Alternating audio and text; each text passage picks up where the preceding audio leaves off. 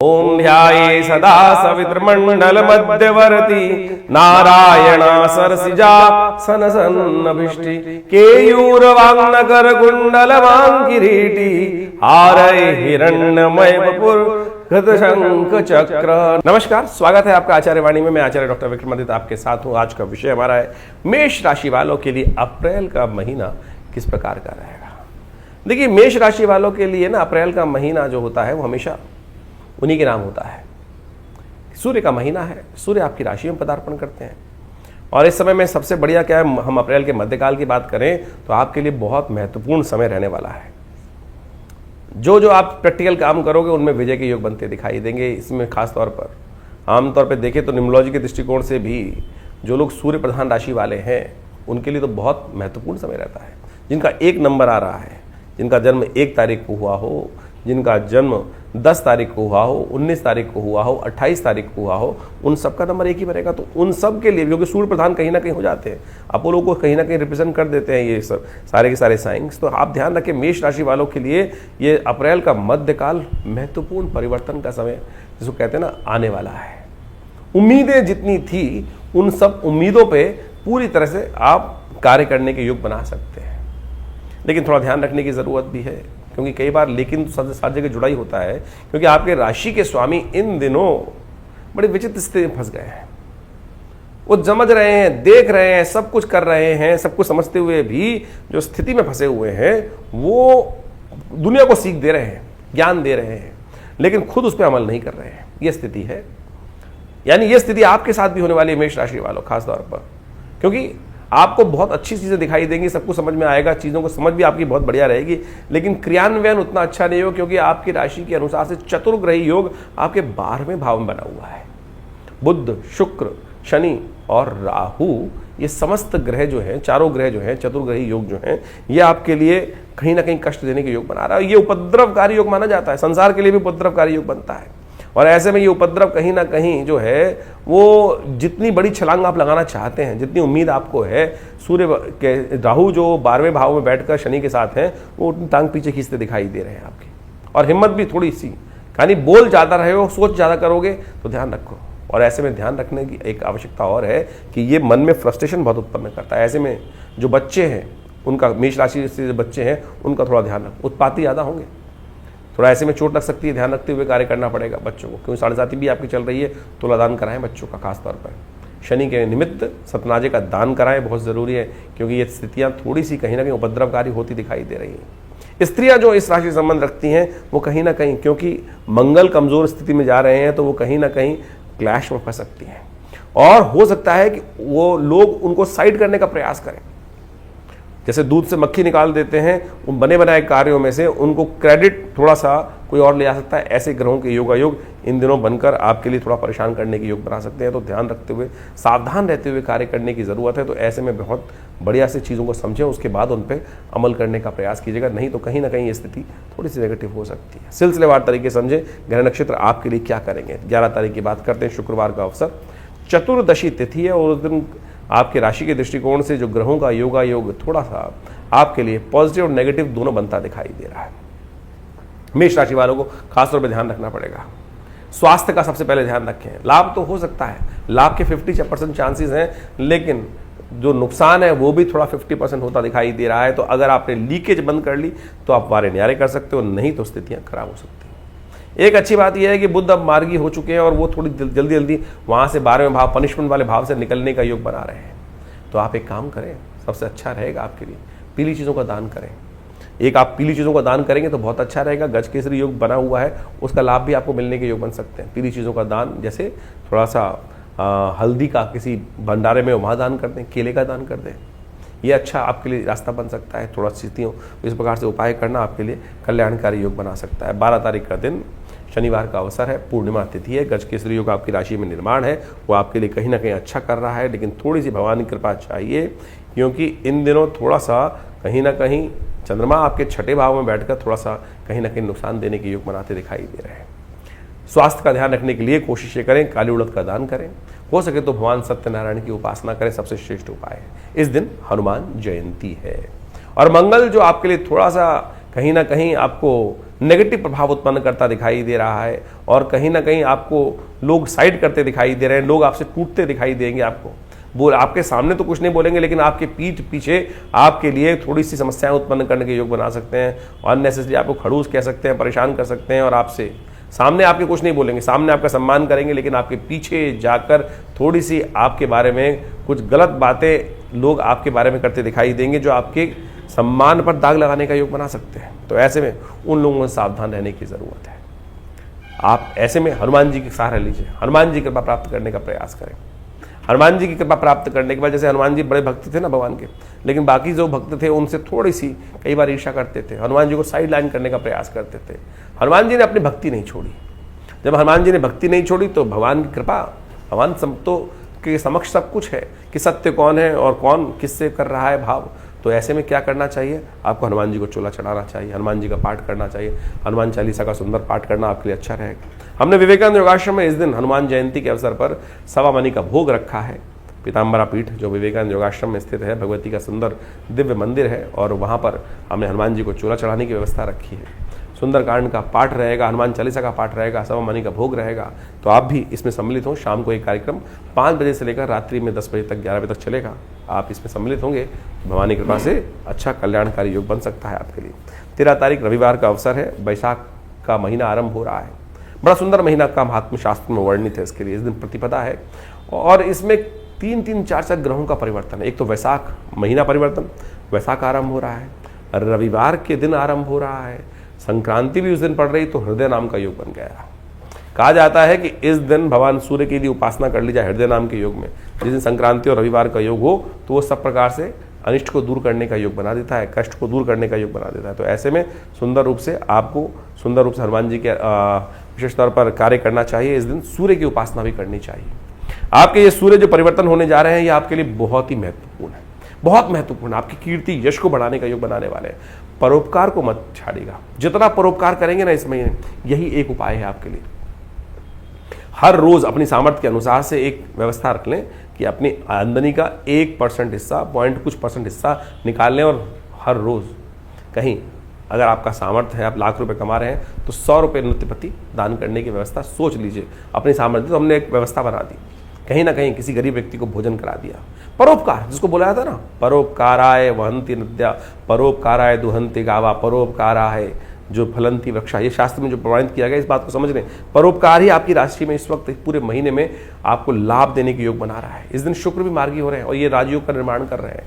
आपके लिए सुंदर रास्ता बनता दिखाई देगा आपकी राशि के अनुसार से, तो आपके लिए कल्याणकारी योग इसके बन सकते हैं। लेकिन पुण्य जो है ना, वो संक्रांति का वो अगले दिन रहेगा, 14 तारीख को, क्योंकि संक्रांति जो है वो करीब 3:20 के आसपास होगी। तो उस समय में विशेष तौर पर अगले दिन इसका पुण्य रहेगा। तो आपको खास तौर पर आपके ग्रह नक्षत्र जो दिखा रहे हैं, अगले दिन का योग जो बनाते दिखाई दे रहे हैं, वो आपके लिए अच्छा नया वर्चस्व स्थापित करने के योग बना सकते हैं। नई उम्मीद के साथ ग्रह आपके लिए परिवर्तन की तरफ जो गए हैं, ये आपके लिए नई उम्मीद, बहुत सारी चीज़ों को समझने का रास्ता आपको बनता दिखाई दे रहा है।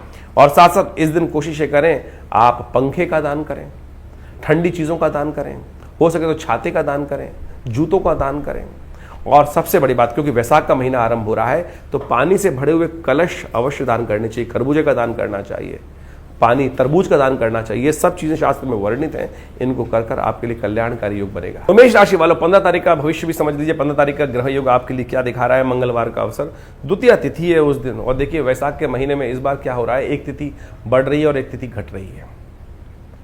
ये बढ़ती और तिथि घटती तिथि विशेष तौर पर दिखाती है कि स्थितियों में जितना बदलाव आएगा, यानी जो शेयर इत्यादि मार्केट में काम करने वाले लोग हैं, उनको सावधान रहना चाहिए। खासतौर पर स्पेकुलेशन वाले बिजनेस में जो काम करने वाले लोग हैं, मेष राशि वाले खासतौर पर ध्यान रखें। इस वक्त 7.5 का दौर आपके अंदर राशि के अनुसार चल रहा है। कहीं भी बहुत ज़्यादा कहीं ना कहीं कोई नुकसान पहुंचाने का कार्य कर सकता है। सावधान होकर कार्य करने का प्रयास कीजिएगा। इस दिन का जो दिन है, विशेष तौर पर आपकी राशि के दृष्टिकोण से हम बात करें तो नई उम्मीदों को दिखाता दिखाई दे रहा है। नई उम्मीदें आपके लिए राशि के अनुसार से जागने के योग बनते दिखाई दे रहे हैं। तो ध्यान रखते हुए कार्य करेंगे तो नई उम्मीदों को बहुत सोच समझकर फूक फूक के कदम रखने का प्रयास करेंगे। और जो आपके मन में भाव आ रहा है, कई बार क्या होता है, हमारे मन में बहुत सारी चीजें भविष्य में, क्योंकि हर एक के मन में कहीं ना कहीं परमात्मा तो बैठा ही है ना। जो कहा जाता है, मुँह को कहाँ ढूंढे रे भैया, मैं तो तेरे पास रे, ना में मंदिर ना में जो कहा गया अंदर ही तो है, वो अंदर बैठा हुआ इशारा देता रहता है। तो आपकी राशि में ऐसा योग है इस दिन कि जो इंट्यूशन हो रहा है, जो अंदर की आवाज आ रही है, सरलता को समझने का आपको प्रयास करना चाहिए, वो गलत नहीं होगी।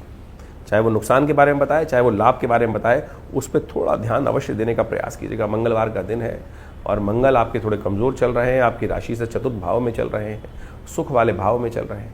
और ये कहते हैं कि बड़ों का सम्मान करना। सुंदरकांड पढ़िए ना, सुंदरकांड के अंदर सबसे पहली लाइन लिखी है जहाँ से वो चौपाई आरंभ होती है, जामवंत के वचन सुहाए, सुनी हनुमंत अति सुख पाए। इसका मतलब है कि जामवंत अति बूढ़े थे।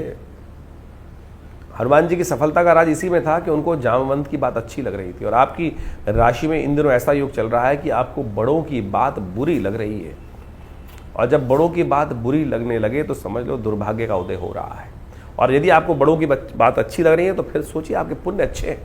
ऐसे ग्रह योग के अनुसार भी आप अपने जो नहीं तो आप समझ लीजिए बस क्या कहाँ से शुभ है कहाँ से अशुभ है। तो हनुमान जी का ध्यान करें, हनुमान जी 5 साल का पाठ करें, माता पिता का सम्मान करके बड़े बुजुर्गों का आशीर्वाद लेकर काम करेंगे तो बहुत अच्छा रहेगा आपके लिए। 16 तारीख गजकेसरी योग बनकर तैयार है आपकी राशि में। बुधवार का दिन है, तृतीया तिथि है और इस दिन ग्रह नक्षत्र आपके लिए 2-3 दिन के लिए कहीं ना कहीं मामलों में अच्छे योग बना सकते हैं, लेकिन फिर भी मन थोड़ा बंधा हुआ है। खुलकर काम करने में दिक्कत है। खुलकर काम करने का प्रयास कीजिए। जिस चीज़ को विचार कर लिया उस पर कर दो पूरी तरह से, रुको मत, अटको मत। इस बात का ध्यान रखने का प्रयास, रिस्क लेना मत, इस बात का ध्यान रखना।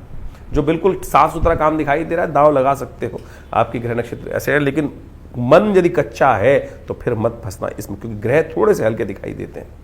चतुर्थी का व्रत है, विघ्नों को दूर करने के लिए चतुर्थी का व्रत रखें, भगवान गणेश की सुंदर उपासना करें, गणेश जी को पीला पुष्प अर्पित करें, थोड़ा सिंदूर डाल दीजिएगा। देखिए आपकी राशि मंगल प्रधान राशि है, मंगल को शक्ति देने के लिए हनुमान जी को गणेश जी को सिंदूर चढ़ाओ। देखो सिंदूर चढ़ाकर देखिए विजय के योग आपके लिए बनते दिखाई देंगे। सर्वार्थ सिद्ध योग का निर्माण है और साथ में भद्रा भी है। कम से कम दोपहर को 1:20 तक तो ये ध्यान रखिए कि नया कार्यों में हाथ ना डालें। 17 तारीख बृहस्पतिवार का दिन और चतुर्थी तिथि उदया तिथि के रूप में विद्यमान है। चंद्रमा के सम्मुख होकर बृहस्पति बहुत सुंदर तरीके से आपके लिए एक अच्छा राजयोग का निर्माण कर रहे हैं, चीज़ों में सफलता देने के योग बना रहे हैं। लेकिन साथ साथ जो बदमाश लोग हैं उनको भी शक्ति मिल रही है आपके ग्रह के योग के अनुसार से।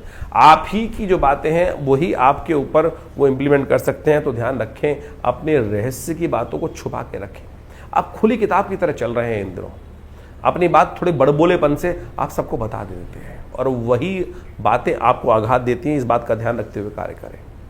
थोड़ा एक काम करें, थोड़ा गुरुजन का सहारा लें, गुरुजन का आशीर्वाद लें। केसर थोड़ा सा नित्यपति भोजन में लेने का प्रयास करें। हो सके तो ब्राह्मणों की सेवा करने का प्रयास करें। मंदिर में जाकर पीली चीज़ों का, पूजा की चीज़ों का दान करें, विप्रजनों की सेवा करें, आपके लिए अच्छा कल्याणकारी योग बनेगा। 18 तारीख शुक्रवार का अवसर है, पंचमी तिथि है इस दिन और ग्रह परिवर्तन के साथ जाकर धर्म भाव में आपके लिए महत्वपूर्ण परिवर्तन का योग बनता दिखाई दे रहा है। धर्म में आपकी आस्था जागती दिखाई दे रही है और धर्म जहाँ रहेगा धर्म का उदय रहेगा। धर्म से दूर भागोगे, सरलता से कार्य करने की जरूरत है, सरलता से कार्य करो। लेकिन ध्यान रखना, सरलता से कार्य करने का अर्थ यह नहीं होता कि सामने बैठा हुआ आदमी आपके लिए थोड़ा सा कहीं ना कहीं नेगेटिव कर रहा हो तो उसको आप भूल जाए। जैसे आप जा रहे हैं रास्ते में, सरलता का भाव तो ऐसा भी हो सकता है कि कोई किसी ने आपकी जेब में हाथ डाल दिया और आपको पता है, आप सोचो भैया उसका है चोरी कर लेने दो। ये सरलता नहीं है, मूर्खता है। तो ये कोशिश ये करनी है कि अधर्म यदि कोई कर रहा है तो उसको अधर्म करने से रोकने का भी प्रयास करना है। तो ये ध्यान रखने की जरूरत है। इस वक्त आपके ग्रह हैं कि जो आपके शत्रु, आपके खिलाफ काम करने वाले, आपको नुकसान पहुंचाने वाले कार्य हैं, वो थोड़े से सिर उठाते दिखाई दे रहे हैं और आप थोड़े सरल होते जा रहे हैं। तो सरलता का मतलब ये मत समझ लेना कहीं भी कि जो दुष्ट को उसकी जगह ना पहुंचाए। इस बात का भी ध्यान रखें। हिम्मत थोड़ी करनी पड़ेगी नेगेटिविटी को, थोड़ी सी धर्म और अधर्म के बीच में कौन सा रास्ता धर्मयुक्त है उसको समझने की आवश्यकता है। और ऐसे में थोड़ा सा उपाय जो करना चाहिए आपको वो भी बता देते हैं हम आपको। थोड़ा सा उपाय बड़ा श्रेष्ठ जो है कि आप एक काम करें, जो आपके लिए सबसे श्रेष्ठ उपाय हमें दिखाई देता है इस वक्त आपकी राशि के दृष्टिकोण से, भगवान शंकर का दूध से अभिषेक करना। और कहीं पारद शिवलिंग मिल जाए और उसके ऊपर अभिषेक कर सको तो बहुत सुंदर रहेगा इन दिनों आपकी राशि के दृष्टिकोण से। तो ये पारद शिवलिंग पर कहीं अगर भगवान शंकर को प्रसन्न करने के लिए अभिषेक करें तो आपके लिए बहुत अच्छा रहेगा। जो शादीशुदा लोग हैं दोनों हस्बैंड वाइफ मिलकर करने का प्रयास करें और देखिएगा ये परिवर्तन का योग आपके लिए बड़ा सुंदर इन दिनों लाभ का रास्ता बना देगा। ये उपाय, बड़ा दिव्य उपाय बताया हमने आपको। 19 तारीख शनिवार का अवसर, षष्ठी तिथि विद्यमान है और इस दिन रवि योग बनकर तैयार है करीब 10:20 से। और ये 10:20 के बाद नए कार्यों को आरंभ करने का दिन अच्छा दिखाई देता है और ये आपके लिए आगे बढ़ने के रास्ते खुलता दिखाई देगा। देखिएगा बहुत जल्दी ग्रह और परिवर्तन की तरफ जा रहे हैं और आपके लिए महत्वपूर्ण योग बनाते दिखाई दे रहे हैं, लेकिन शनि महाराज जो है ना, इन दिनों आपकी राशि के दृष्टिकोण से 7.5 का वातावरण बना रहे हैं। शनिवार को खाली मत जाने दीजिएगा। आपकी राशि के दृष्टिकोण से हमें सबसे जरूरी दिखाई देता है कि शनि को मनाएं, सदा सुख पाएं। एक काम करें, शनि को बनाने के लिए शनि के बीज मंत्र का जप करते रहे, ओम प्रांग प्रींग प्रोंग से शनिश्चराय नमः। क्योंकि 7.5 का दौर आरंभ हुआ है, 7.5 साल तक शनि का दौर चलेगा। आपको कोशिश करें नित्य प्रति कम से कम एक माला शनि की अवश्य किया करें। मंत्र हम बता देते हैं आपको, ओम प्रांग प्रींग प्रोंग से शनिश्चराय नमः। ओम प्रांग प्रींग प्रोंग से शनिश्चराय नमः। इस मंत्र का नित्य प्रति जप करो, एक माला अवश्य करो। रुद्राक्षी माला जप करने का प्रयास करोगे तो ये शनि कहीं ना कहीं नुकसान से बचाएगा, और नहीं तो ये शनि की 7.5 बहुत लंबे समय तक है, फ्रस्ट्रेशन देगी, कार्यों में विघ्न देगी, अननेसेसरी झगड़ों में फंसाएगी, नुकसान कराएगी, जितना लाभ होने नहीं देगी। तो शनि की बातों को तो कम से कम छोड़ना मत। इसलिए हमने इस दिन ये उपाय आपको विशेष तौर पर बताया है, इसको करते रहिए, आपके लिए अच्छा रहेगा।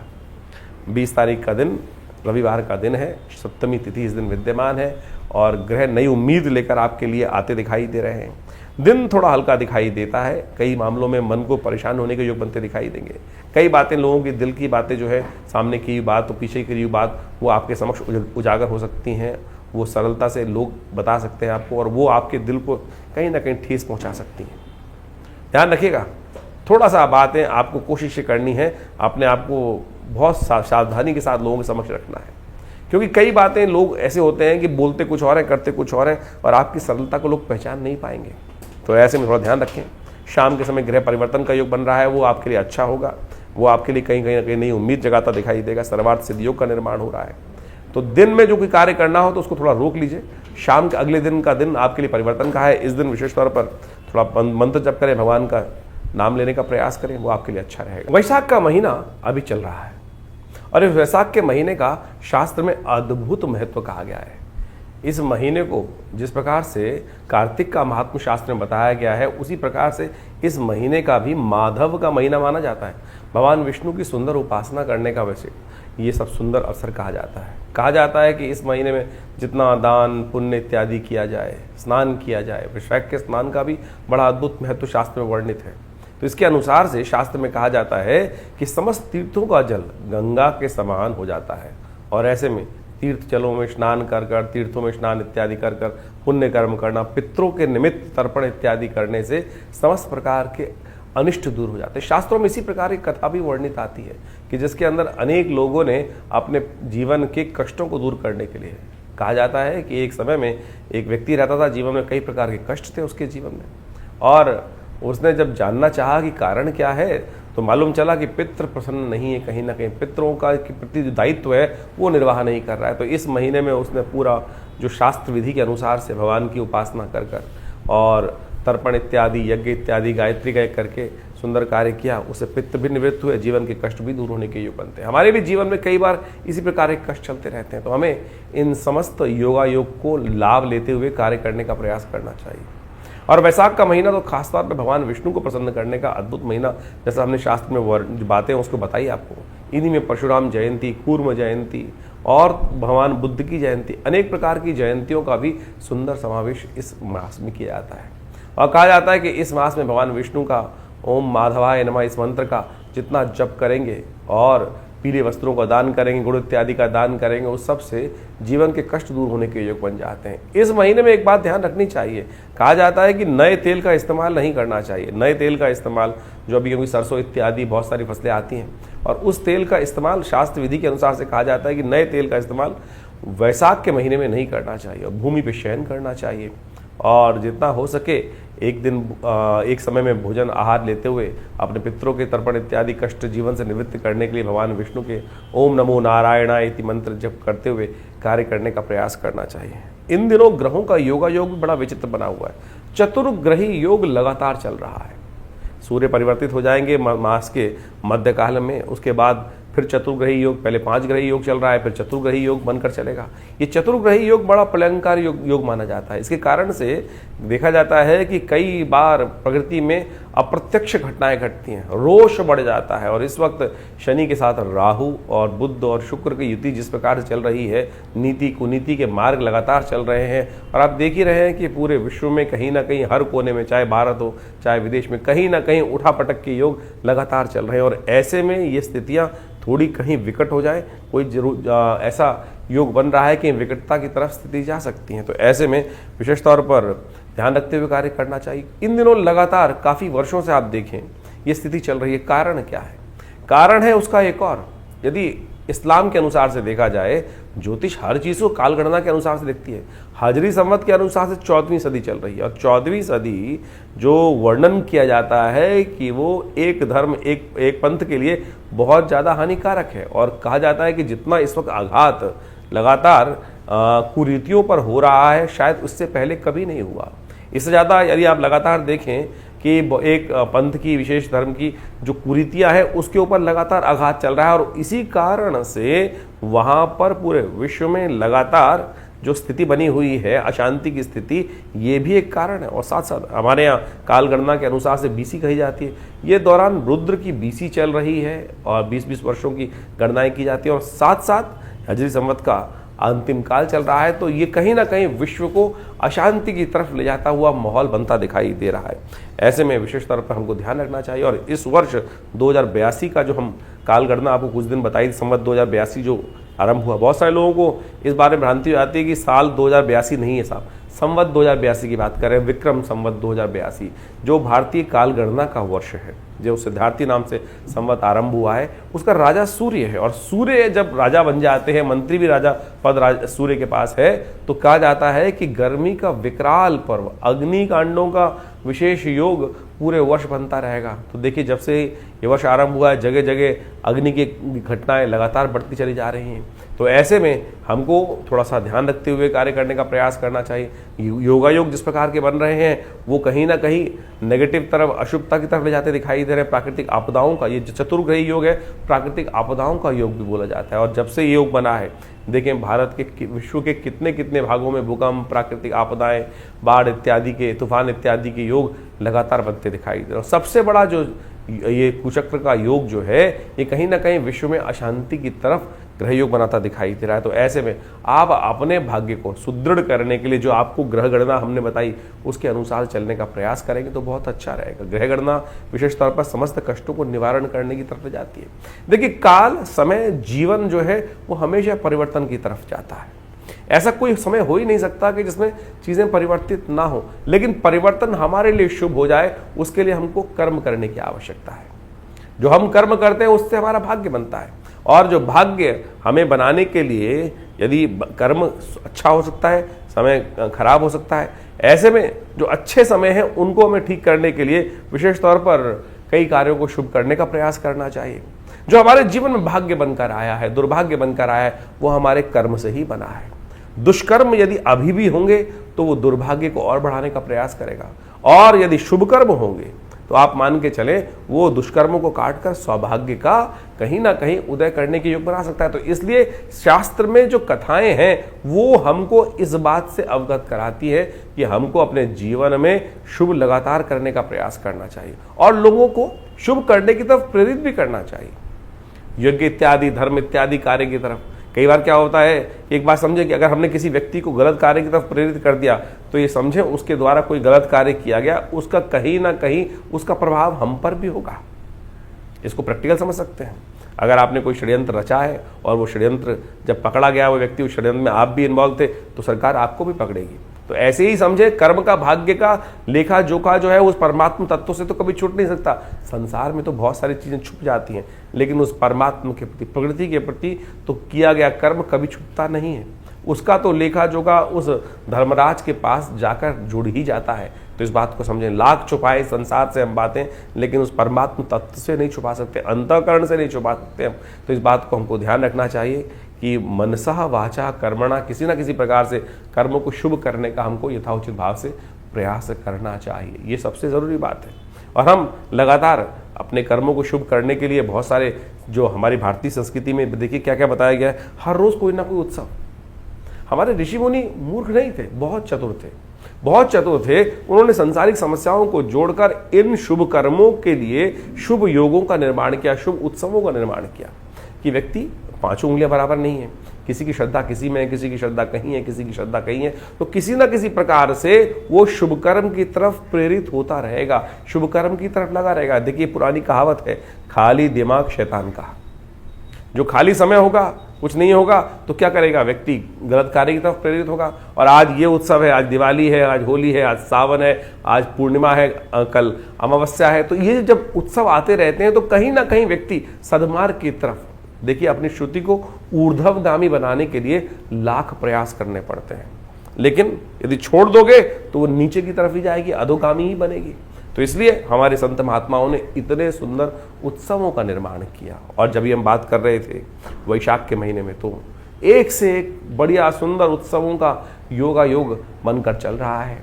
संक्रांति तो हर महीने आती ही आती है, तो इसमें वैशाख के महीने में भगवान परशुराम जी की जयंती, अक्षय तृतीया, जिस दिन कर्म करेंगे तो शुभ ही होगा, तो अक्षय फल प्राप्ति के योग बनेंगे। अशुभ करोगे तो अशुभ का अक्षय फल प्राप्त होगा, और शुभ करोगे तो शुभ का अक्षय फल प्राप्त होने के योग बन सकते हैं।